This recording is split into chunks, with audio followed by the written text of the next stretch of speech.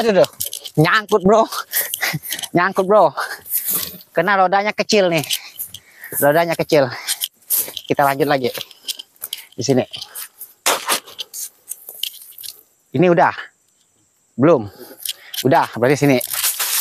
Nah ya, memang seperti itu dia. Lanjut lagi. Ini nih, ini lagi belum nih. Nah, ini. Cukup seperti ini saja, bisa ke bawah tuh seperti ini. Nah, cukup dilempar seperti itu saja. Oke.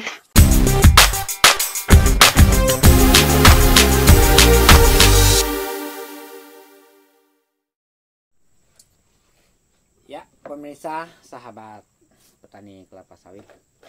Nah, untuk teman-teman, bapak-bapak, ibu-ibu ya, yang memiliki kebun kelapa sawit, kali ini saya akan membahas tentang pupuk tanaman kelapa sawit.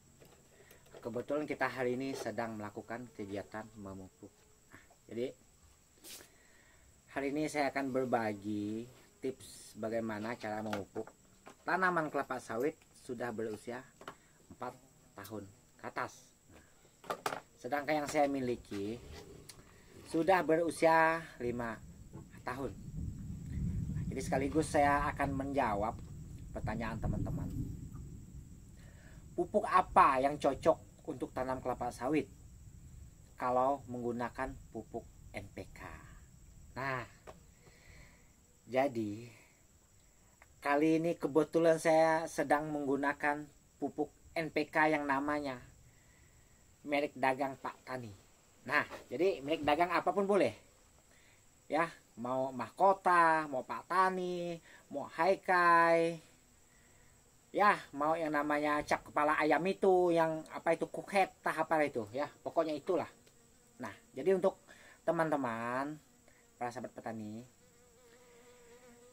yang dibutuhkan tanaman itu tergantung unsur haranya. Misalnya tanamannya membutuhkan unsur hara apa, nah tentu teman memilih kandungan unsur hara yang harus kita gunakan. Tapi selagi tanamannya normal-normal saja, tidak ada kelainan ya, tentu teman-teman memakai jenis NPK yang direkomendasikan. Apa itu bang yang direkomendasikan? Ya, kali ini saya menggunakan pupuk yang mudah-mudah saja ya, yang standar. Saya tidak yang muluk-muluk, karena saya tidak ingin ya menggunakan pupuk yang terlalu mahal, karena kita punya hitung-hitungan. Nah, jadi sekaligus kita akan membahas dosisnya. Nah, ini yang penting ya. Ya, karena yang nama dosis itu kalau kita bertanya sama teman-teman ya sebagian yang paham terkadang pun tidak mau jujur, apalagi yang tidak paham. Sedangkan yang mau cerita, entah apa yang diceritakan, yang ada yang namanya pupuk buah, yang ada yang namakan pupuk daun, ada yang dinamakan pupuk untuk batang katanya. Nah, tapi di sini saya akan bahas sedetail-detailnya supaya kita sama-sama bisa memahami tentang pupuk, supaya nggak salah beli. Nah ya, supaya nggak salah beli, karena pupuk itu mahal. Oke, nah berikut akan saya tunjukin dosis yang harus kita gunakan di usia di atas 4 tahun. Nah, ini kan kebetulan saya sedang melakukan kegiatan pemupukan pada tanaman kelapa sawit yang ada di sekitar pondok ini ya. Nah, jadi untuk dosis ya, teman-teman biasanya kan bingung dosis berapa yang harus digunakan. Nah, ya, berikut akan saya tunjukin kepada teman-teman. Ini merek ini canggih nih ya. Nah, ini ada petunjuk. Nah, ini sangat praktis ini. Nah, untuk dosis di sini jelas tertera ya. Nah, ini NPK 13.627 4 plus 0,65 B ya. B itu boron. Nah, nih nitrogen N ini yang disebut urea ada 13%. Fosfat P2O5 ada 6%. Ini yang disebut biasanya RP. Ada yang menggunakan TSP, ada yang menggunakan SP36. Ya, ini. Nah, kalium K2O. Ini 27% ya. Nah, ini yang biasa disebut MOP atau KCl. Nah, kalau di pupuk tunggalnya. Magnesium MgO 4%. Nah, ini yang biasa disebut dolomit. Nah, jadi di sini ada dolomitnya juga.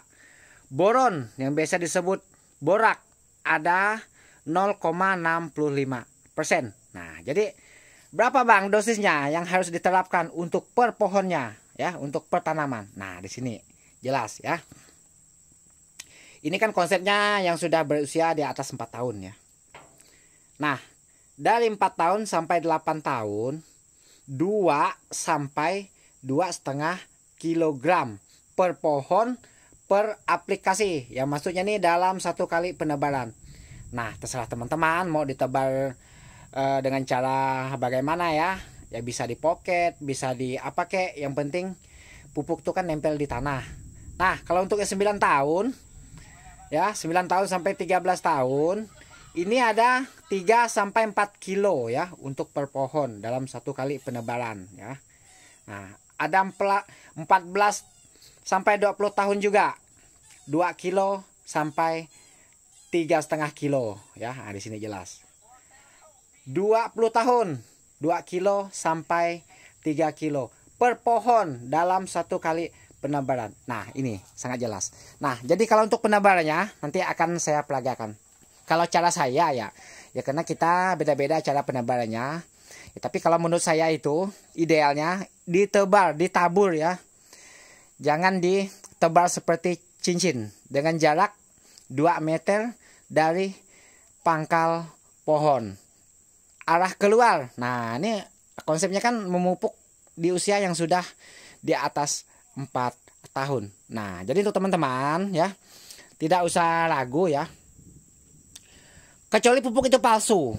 Nah ya, jadi yang direkomendasikan itu ya pupuk seperti ini. Ya tergantung teman-teman ingin menggunakan unsur hara yang berapa ya. Ya kalau misalnya ingin unsur hara yang tinggi ya tentu NPK 16-16. Cuma itu kan harganya ya lumayan ya, teman-teman tahu sendiri. Sedangkan di NPK 16-16 itu dia tidak banyak unsur hara ya. Dia hanya di sininya aja bedanya ya. Nah nih. Di sini aja bedanya. Dia 16, 16, 16, udah, dia tidak ada ininya. Nah, maka dia ada penambahan biasanya dolomit atau boron kalau menggunakan pupuk itu. Nah, dia tidak lengkap dia walaupun dia mahal ya. Nah, itu. Dia ada kelebihan, ada kekurangannya. Ya, tapi kalau menurut saya pribadi, ya saya lebih suka menggunakan yang simple-simple saja. Nah, jadi saya mohon maaf juga, saya tidak bermaksud mempromosikan merek dagang ini ya seperti yang saya katakan tadi, merek apapun boleh ya, karena semua pupuk itu bagus. Nah, oke, berikut akan saya peragakan bagaimana cara kita menebar pupuk ini di lapangan. Ya, tapi ini cara saya ya. Itu kalau masalah cara itu kan tergantung teman-teman ya. Yang penting pupuk itu ditebar di tanah. Oke, berikut kita akan saksikan video selanjutnya.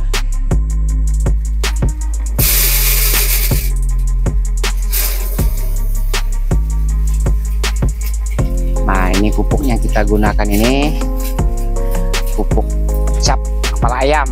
Nah, kepala ayam ini memiliki kandungan 13,627. Nah, seperti ini. Ini pupuk yang kita gunakan. Ini dosisnya 2 kilo per tanaman. Nah, ya. Karena kita memakai total per tahunnya masih 6 kilo. Cuma 6 kilo maksudnya ya. Boleh lebih ya, kalau kurang otomatis hasilnya kurang maksimal. Cuma menurut kita pakai 6 kilo pun sudah cukup. Yang penting cara nebarnya. Ya. Nah, nanti akan kita tebar di lapangan. Kita lihat sama-sama seperti apa cara kita menebarnya.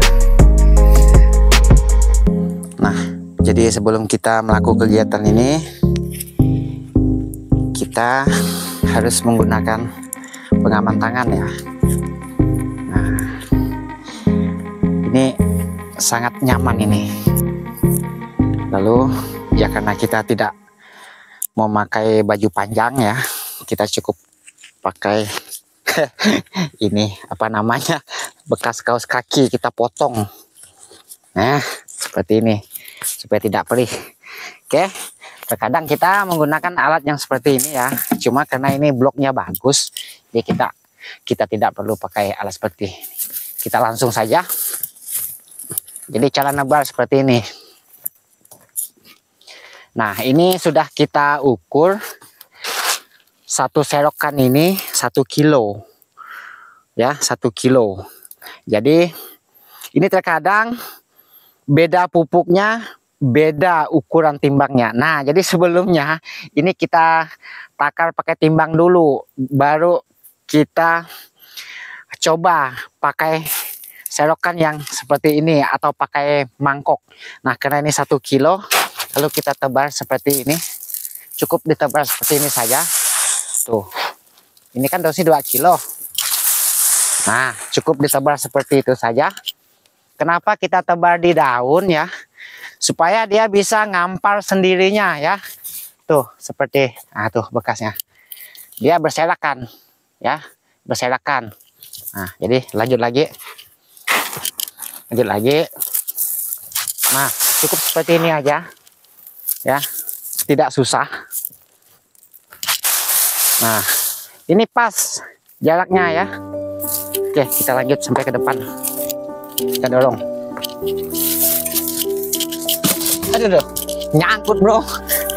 Nyangkut bro. Karena rodanya kecil nih. Rodanya kecil.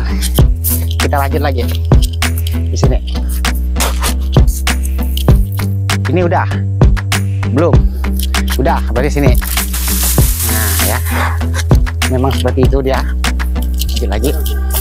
Ini nih, ini lagi belum nih.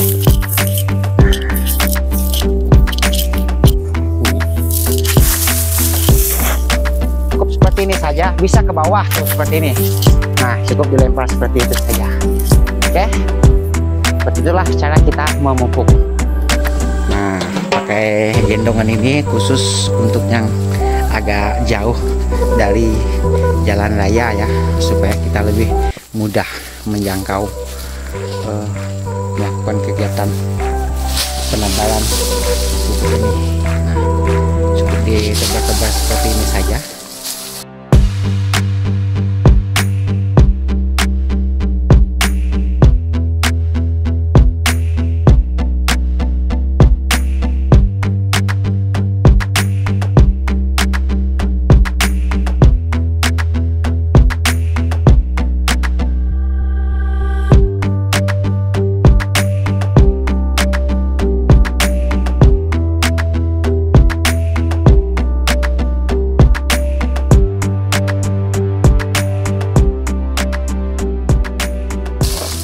Kenapa kita tebar di bagian daun? Nah, supaya pupuk ini bisa ngampar sendirinya. Coba kita lihat contoh yang sudah ditebar. Tuh, berserakan putih. Nah, yang putih-putih itu ya, berserakan. Jadi dia tidak menumpuk. Maka kita suka menebar bagian daunnya. Ya, cuma jangan terlalu dekat, nanti pupuknya masuk ke ketiak pelepahnya ya. Bisa menyebabkan buah ini busuk nantinya ya. Nah, buah yang seperti ini bisa busuk. Ini bentar lagi panen kita nih. Nah, tuh. Inilah ya.